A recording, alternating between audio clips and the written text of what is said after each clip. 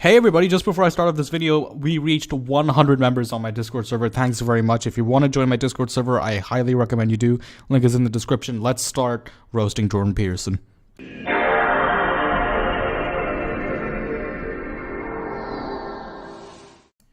Ohio, my name's Ritik, and I'm here to talk about Jordan Peterson.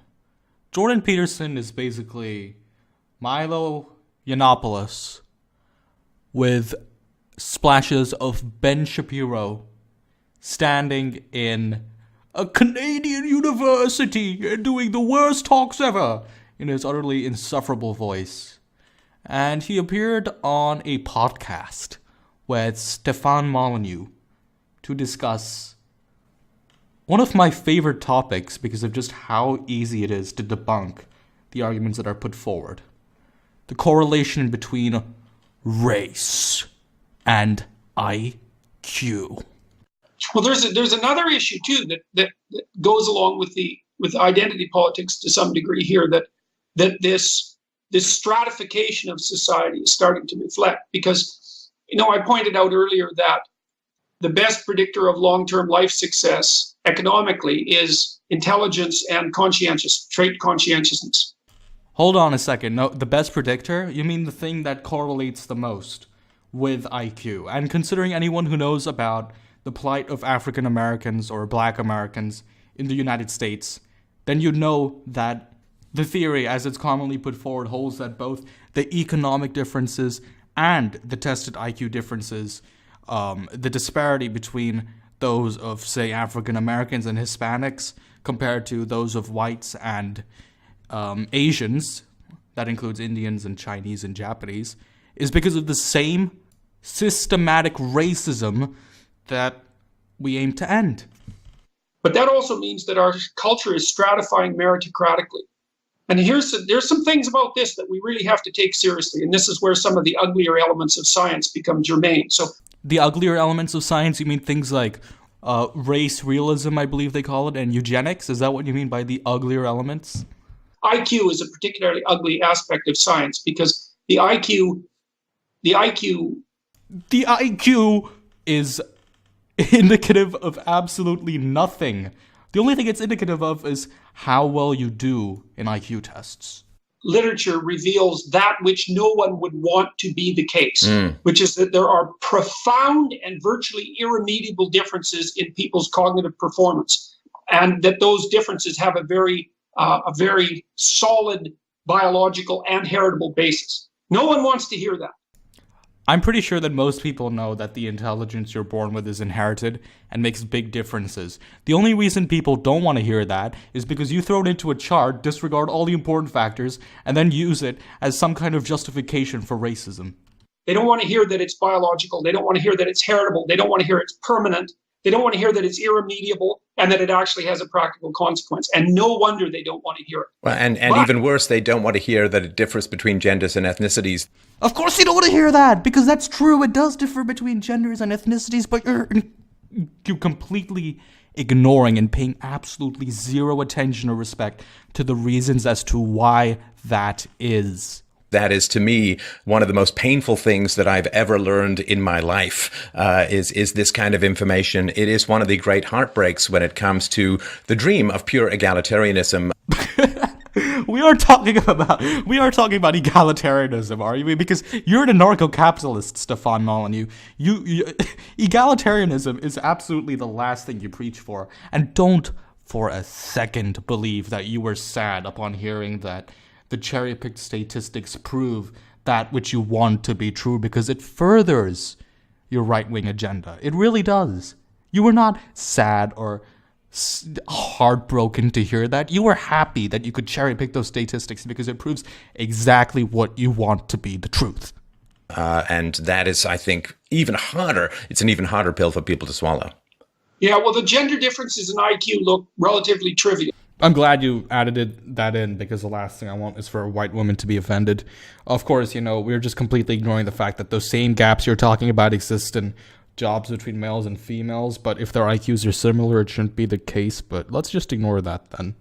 but there are differences in ethnicity that don't look trivial. The Ashkenazi Jews, for example, have on average a 15-point advantage over the rest of the Caucasian population, which is sufficient to account for their radical overrepresentation in positions of authority and influence and productivity. And I am, just so that it's absolutely clear, I am not saying that's a bad thing.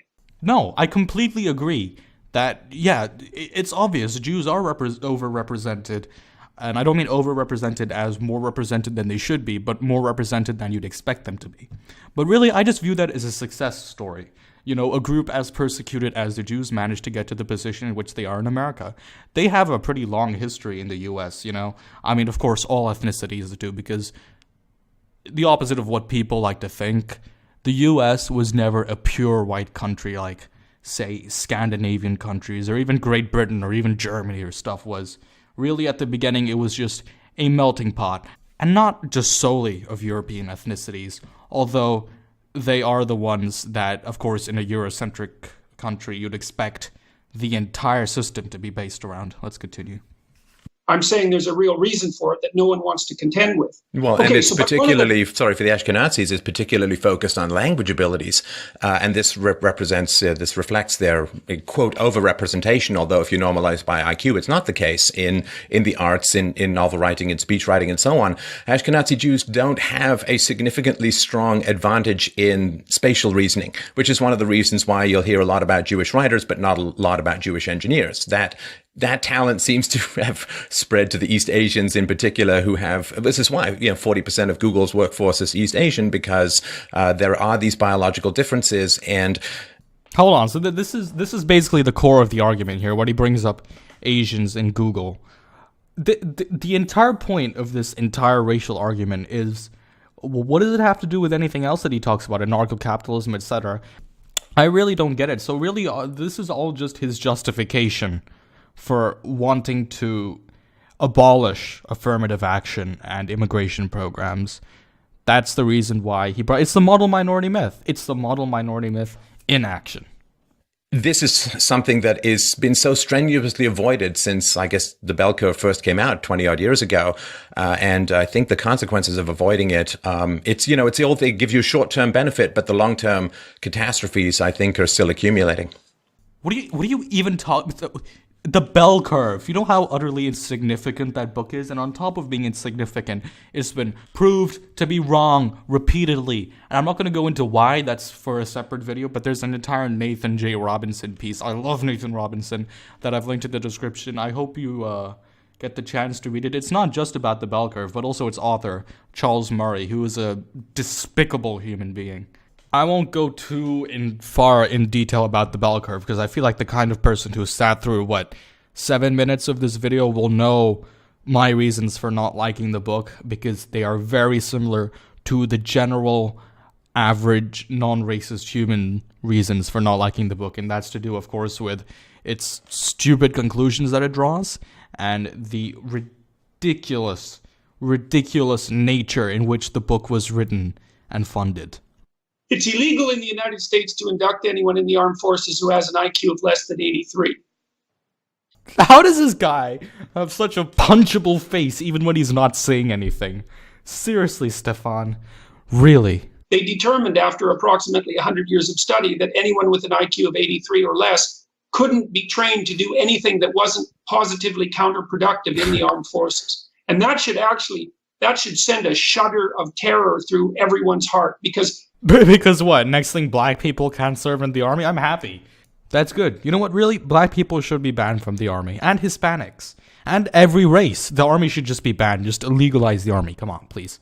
And you see this with video games, because they're complex cognitive tasks. You can get unbelievably good at a video game.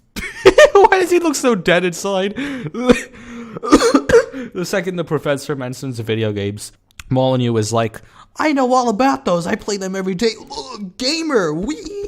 Even something like a maze game, which is quite tightly associated with intelligence as a measurement. Okay, I'm guessing that Chinese people do amazingly compared to Ashkenazis on that maze game. Like if you use maze performance as a measurement of IQ, it's pretty tightly associated with IQ. I'm sorry, black people and Jews. We can't play Maze War together. I'd beat you every time because I'm Indian. train people intensely to utilize their cognitive resources, using specific training exercises, and get a general increment. Just like if you train weights, you're going to get a general increment in strength. Doesn't happen. Oh, I'm stuck being a dumb subhuman. That's such a shame. Laid out to some degree in the bell curve back in the 1990s. So, but the bell curve. Have you read The Bell Curve before? There it is. Of course, Charles. Finally, Murray. the dumb fuck with his one citation. Yeah, I think that's good. But see, on the liberal end, everybody wants to believe that everyone's the same and that you can just train anyone to do everything. Really? Really? Liberals believe that? Liberals believe that? Jesus. Liberals believe everyone's equal. Really? Liberals believe that. Really? You should definitely never come around any actual left-wing circles because you'd probably collapse. You look dead already. Sorry, I shouldn't make fun of old people. And then on the conservative end, everyone wants to believe that if you just got off your ass and looked for a job, there'd be a position for you.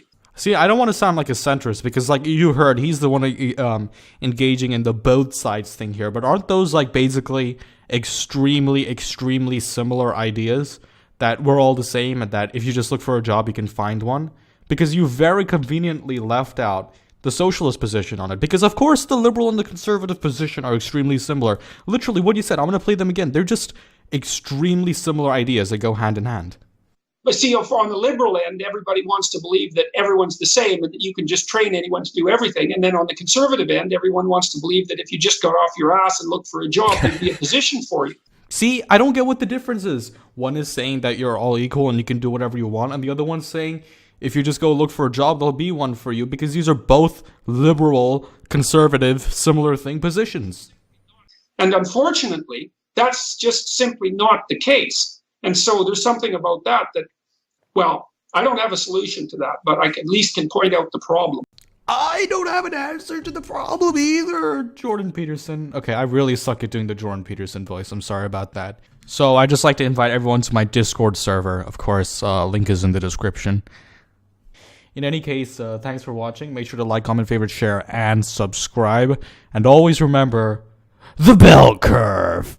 Have you read The Bell Curve before? There it is. Of course, Charles. Finally, Murray. the dumb fuck with his one citation. Yeah, I think that's good.